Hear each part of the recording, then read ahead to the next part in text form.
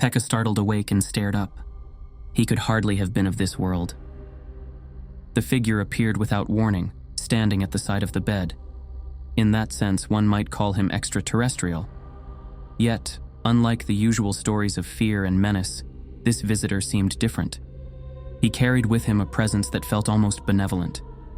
His hand was outstretched over where I lay. His face was angular, marked by a gravity so severe that the sight of it froze my veins and sent me bolt upright. My body ached. No muscle responded. My breath came in sharp bursts. I could do nothing but endure. And then he smiled.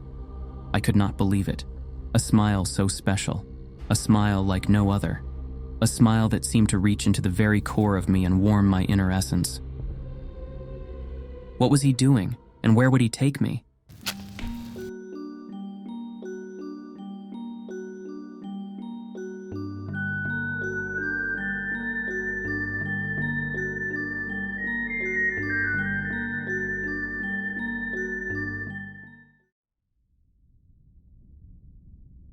On the night of September 28, 1994, the Estonia went down in the Baltic Sea. In less than an hour, the ferry was gone. More than 800 lives were lost. The temperature was about 10 degrees, and the water just as cold. The struggle for survival was desperate. In the dark night, the cold was merciless. It was on this very same night that another dramatic spectacle reportedly took place. From a lookout point near the town of Borås, a large crowd had gathered to scan the skies. What they saw left them astonished.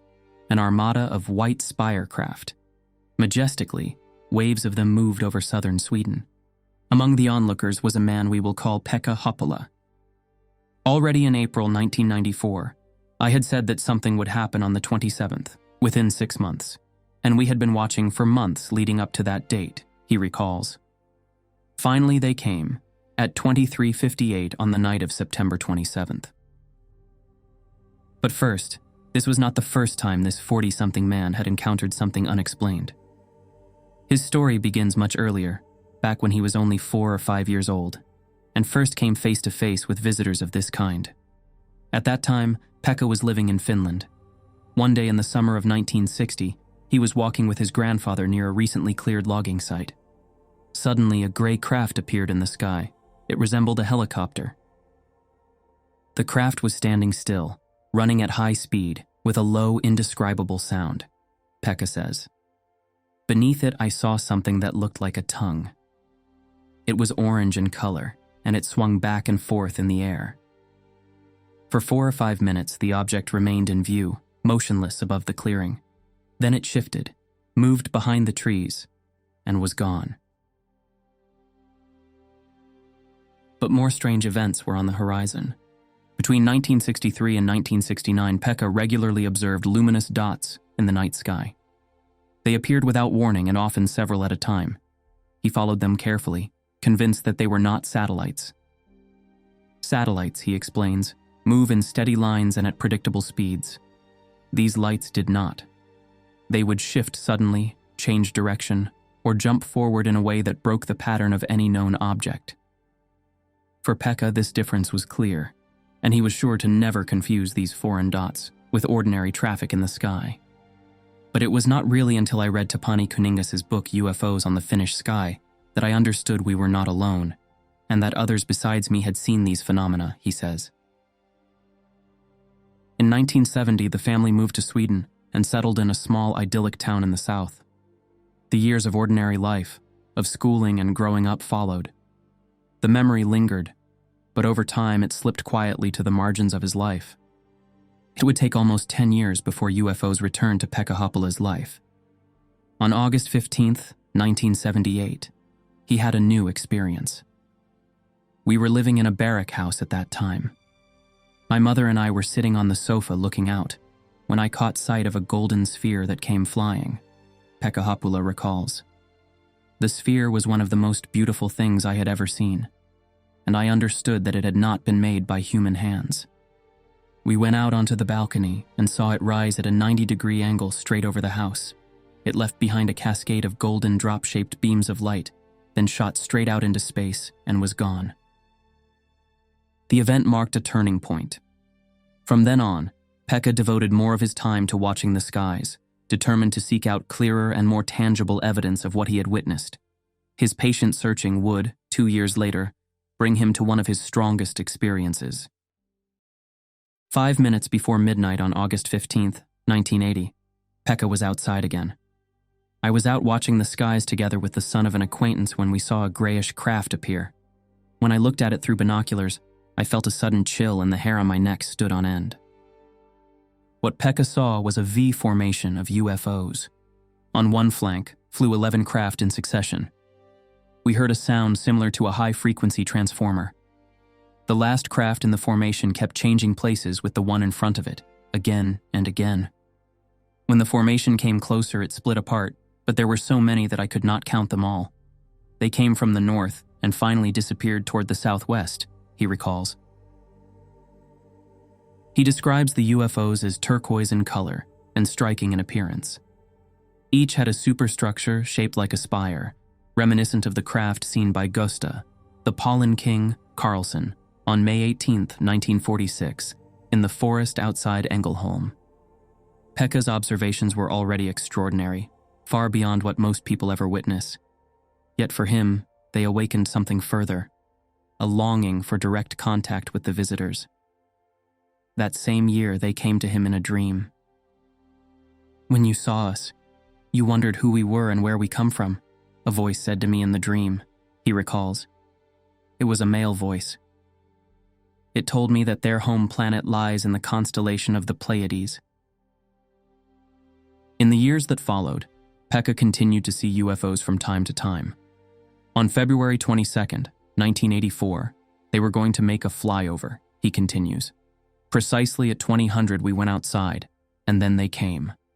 The craft flew quickly and at a fairly low altitude. 5 UFOs in one formation, and 5 such formations. In April that same year we went out again.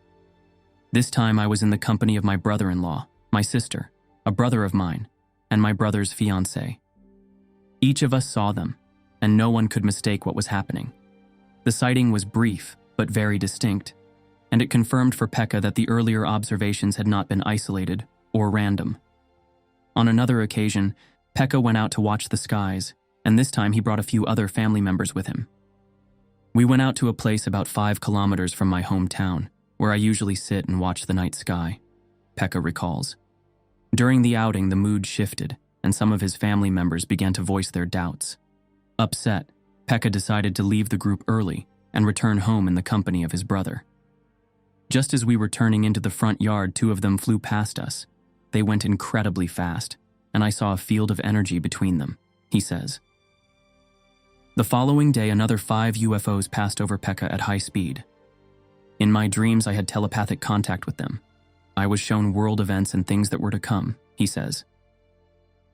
One night in 1992, Pekka Hoppula experienced what he describes as an abduction. He is uncertain whether it was a physical event or what he calls an inner journey. As for Pekka, he prefers to call it a dream contact. A UFO landed during the night on the parking lot next to his residential building. He recalls it as being 16 meters in diameter and 4 meters high. A hatch opened underneath the UFO and a small staircase unfolded, but I never used it. Instead, I was pulled into the craft.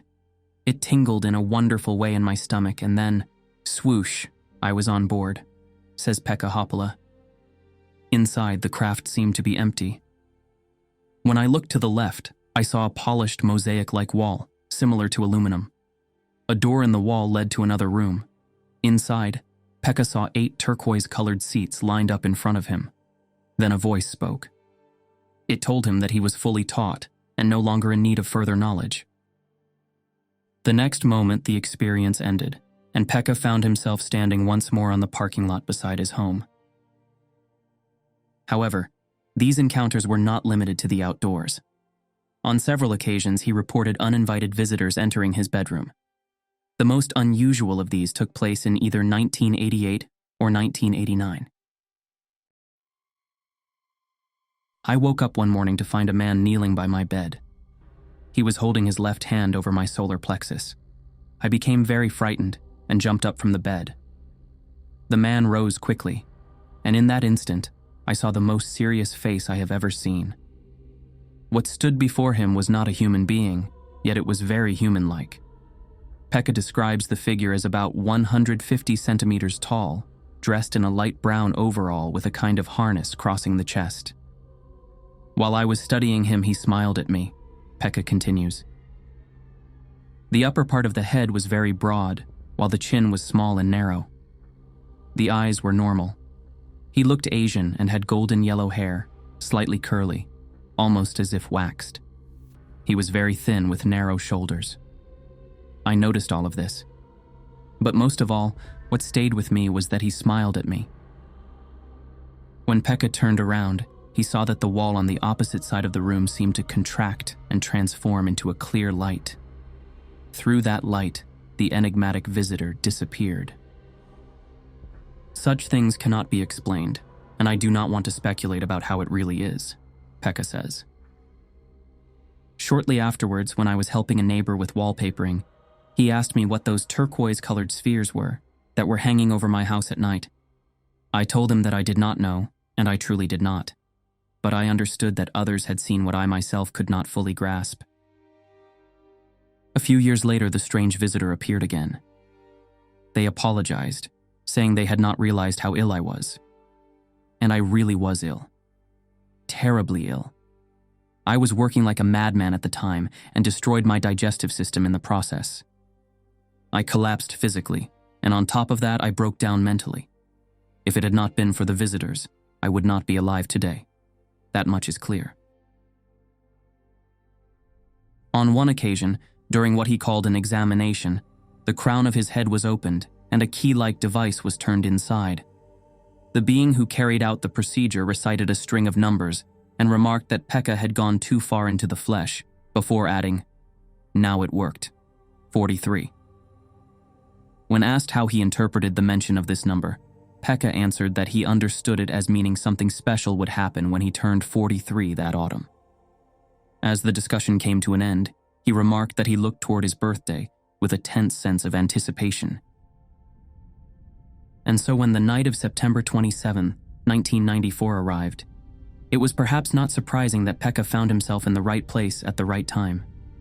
At the lookout point near Borås, as waves of white spire craft passed over southern Sweden, he looked up and felt not only the thrill, but also the assurance of what he believed to be a personal connection. The investigator, Jan-Ove Sundberg, who spoke with Pekka, noted that much of what he claimed to have experienced would surely appear to many as science fiction. Yet such strange elements can form part of everyday reality for those who find themselves caught up in this side of the UFO phenomenon.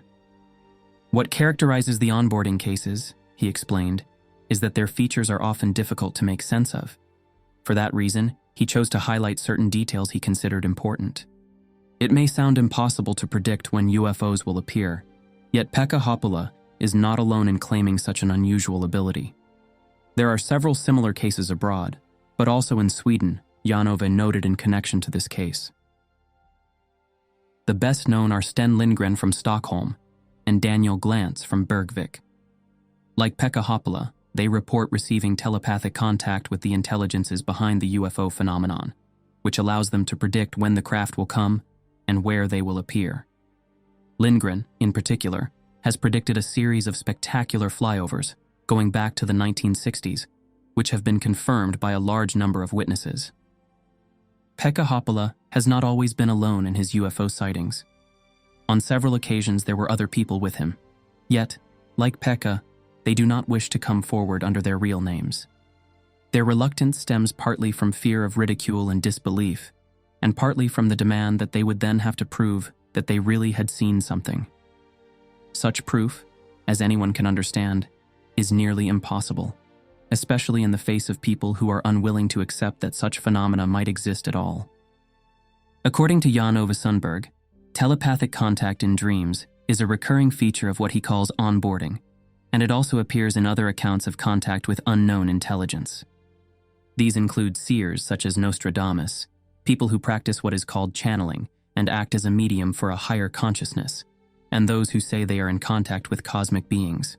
Oftentimes they are shown future world events, often of a catastrophic nature. Another part of the pattern is what Americans describe as bedroom invaders. The phrase points to beings that appear in bedrooms, often at night. To date, there are thousands of such reports, with or without onboarding, or even any direct link to the UFO phenomenon.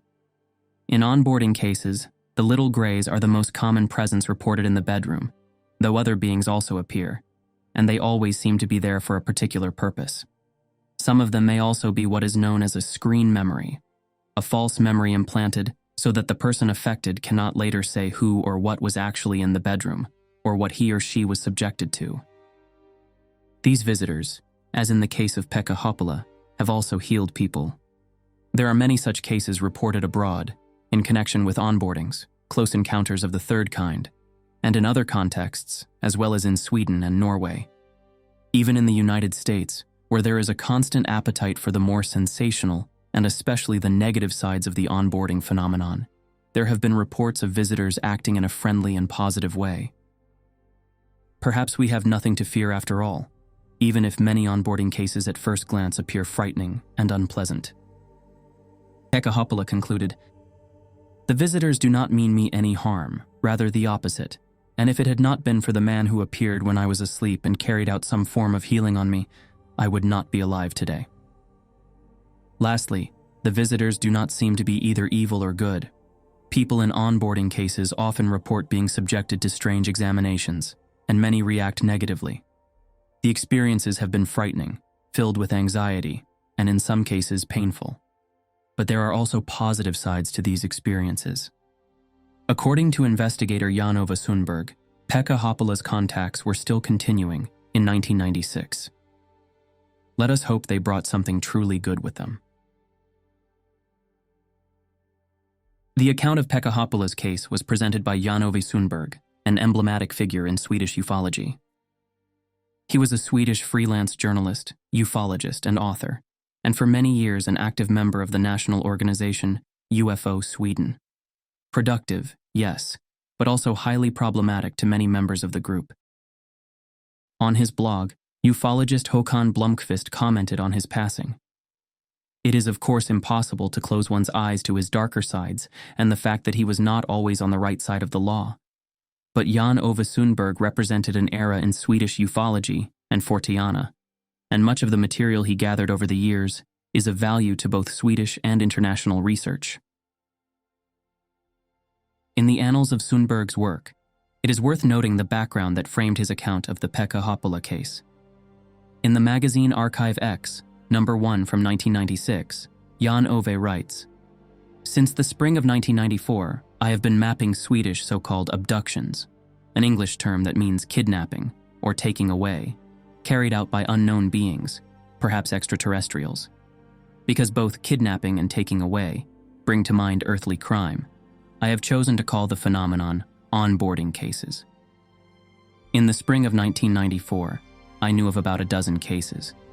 Today I have the names of 200 onboarding cases. These are surely only the tip of an iceberg. Up until the autumn of 1994, I personally interviewed 42 cases. The material was originally intended for a book, once the witnesses had been hypnotized in the same way as has been done abroad. But that plan could not be realized in the way intended, and therefore I have now chosen to begin publishing the cases I have been permitted to reproduce, starting with the next issue of Archive X. On the first spread of the next issue appeared the article about Pekka. Part of what fueled Sundberg's commitment to documenting Swedish onboarding cases was the work being done in the United States. There, MUFON researcher Dan Wright had gathered a team of 15 investigators and had studied more than 100 cases in an effort to understand the experience of abductions. For Jan-Ove, the work of MUFON highlighted the importance of organized research, but unlike the American project, which placed particular emphasis on emotional trauma, he was concerned with the full scope of what he termed onboardings. Pekka's sightings spanned decades, from strange lights in the Finnish sky to close encounters in Sweden. He describes healings, warnings, and examinations, experiences that were sometimes frightening and sometimes life-saving.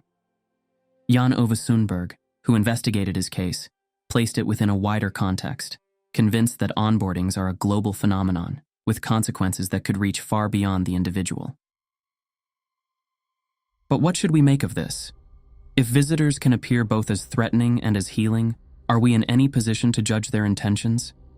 Can we really evaluate whether they are good or evil, or are we projecting our own categories onto something we barely understand? Like always here on Stories Lost, we leave the question with you. Feel free to drop us a comment or join the discussion among peers. If you want to support our work, don't forget to hit the thumbs up. You are more than welcome to subscribe. And for all our cheerleaders out there, we see you, we love you, and we do our best to channel that energy and enthusiasm into the work we do. See you in the next.